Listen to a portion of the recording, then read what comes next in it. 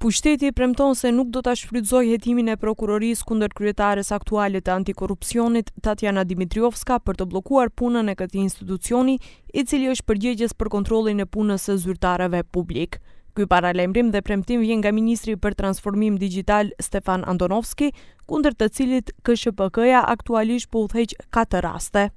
Според мене не постои, иако не сум никако надлежен во таа институција, според мене не постои можност за парализирање на институцијата доколку продолжи овој состав да функционира. Исто така не гледам причина зошто преостанатите членови би сноселе одговорност за личните постапки на еден од членовите, потенцијални постапки, затоа што станува збор за осомничено лице,